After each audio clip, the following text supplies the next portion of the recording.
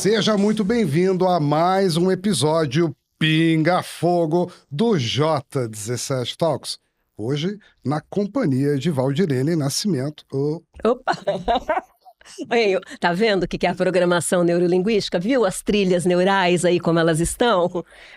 Eu pensando no nascimento, bem na hora do nascimento. O tempo, nascimento. Vamos lá? Seja bem-vindo a mais um episódio do J17 Talks. Hoje, na edição Pinga Fogo, com a autora Valdirene. Tá tudo certo. Valdir. Não bota na cabeça dele o outro nome.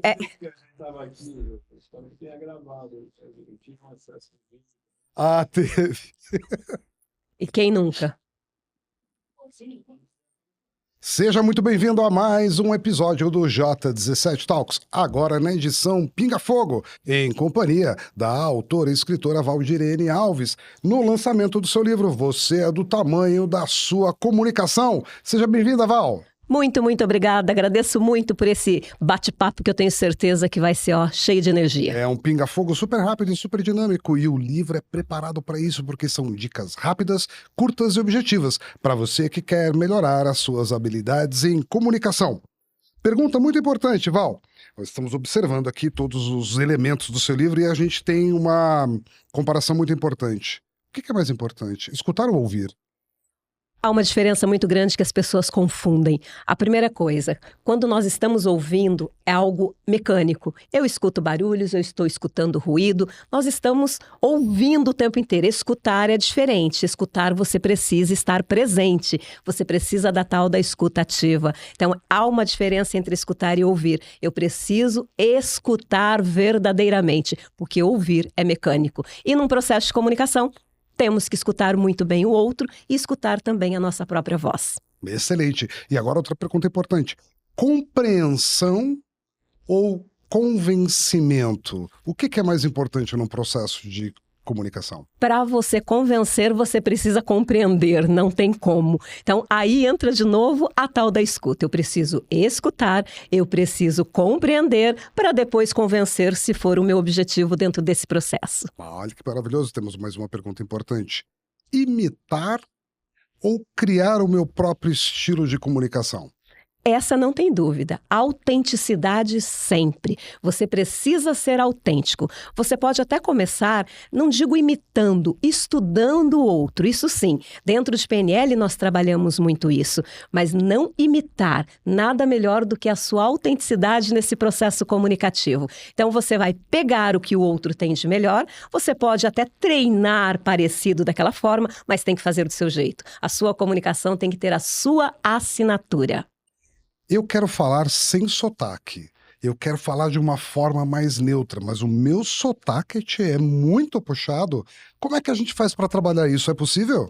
É possível. Uma fono resolve isso. Mas eu vou te dizer mais. Não se preocupe com o seu sotaque hoje.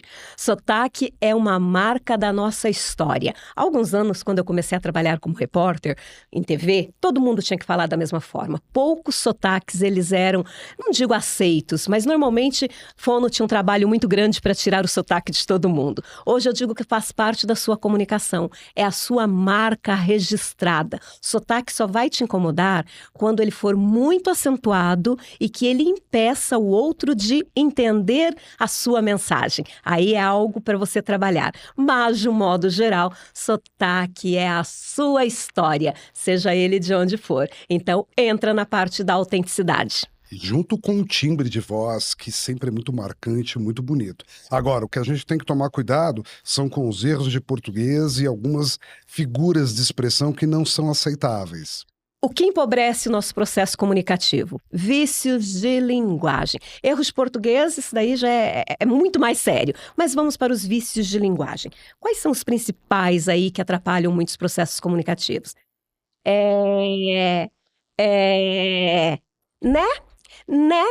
Né, tá? E que eu queria dizer, tá? Outro, tipo assim, e aquele que parece complexo, que a pessoa não percebe que ela está falando. Ela começa toda a frase dizendo, na verdade, o que eu gostaria de dizer, e o que ela falou antes? Foi uma mentira? Provavelmente. Então são esses vícios de linguagem, então, quando repetido. Mas uma coisa bem importante, Emanuel, para a gente deixar claro aqui para quem está nos acompanhando, não é que você precise desaparecer com o né da sua vida. Um ou outro né, está tudo bem, faz parte do nosso vocabulário, do nosso dia a dia. Você não pode usar de uma forma excessiva que esse vício de linguagem chame mais a atenção do que o seu conteúdo. Daí vem aquela pergunta: Ô Val, eu não sei se eu tenho vício de linguagem. Tem uma forma muito simples de descobrir. Pegue os seus últimos áudios.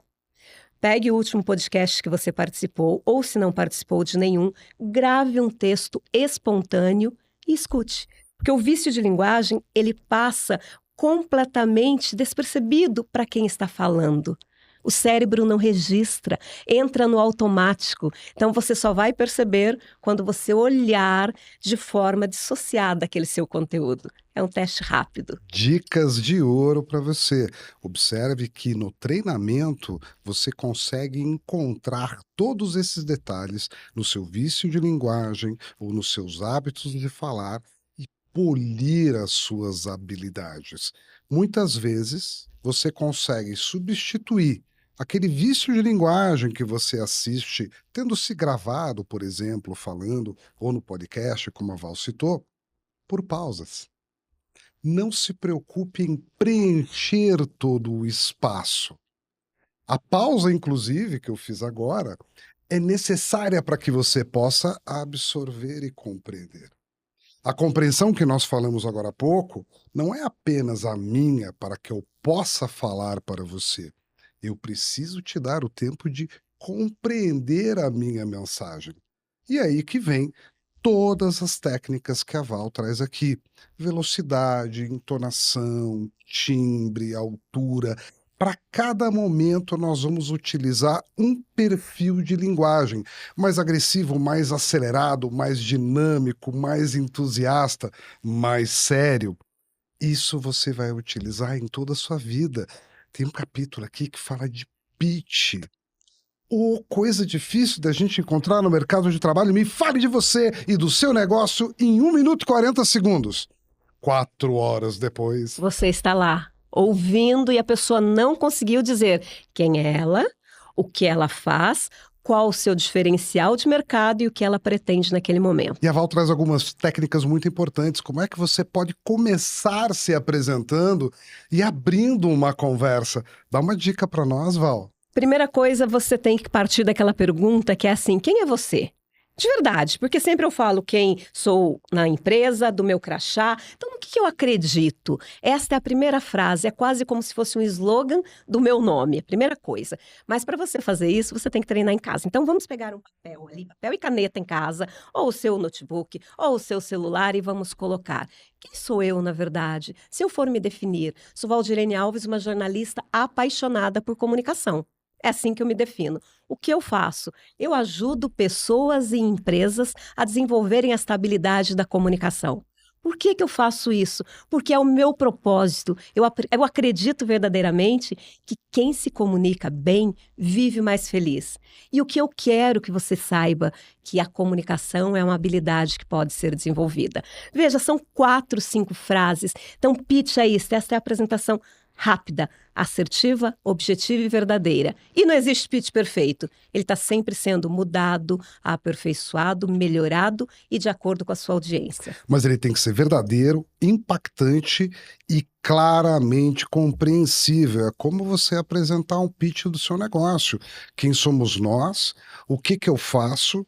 Por que você deve comprar de mim? Que benefícios eu vou te trazer e para quem que eu já proporcionei esse benefício?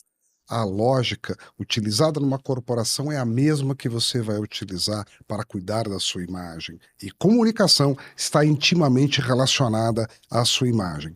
Agora, para falar bonito, para falar certo, além de comunicação e habilidade e treinamento, você precisa ter conteúdo. Sem ler frequentemente, você não terá repertório e vocabulário.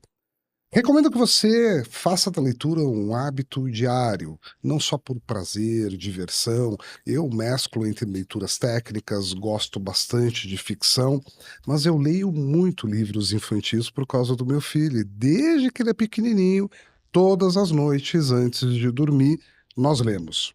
Vir- E eu vou dizer para você que é uma forma de treino excepcional, porque nós vivemos personagens, fazemos caras e bocas, tons, vozes, para levar emoção para aquela leitura das crianças. E você pode fazer a mesma coisa no seu ambiente de trabalho, não é, Valdirene? Pode.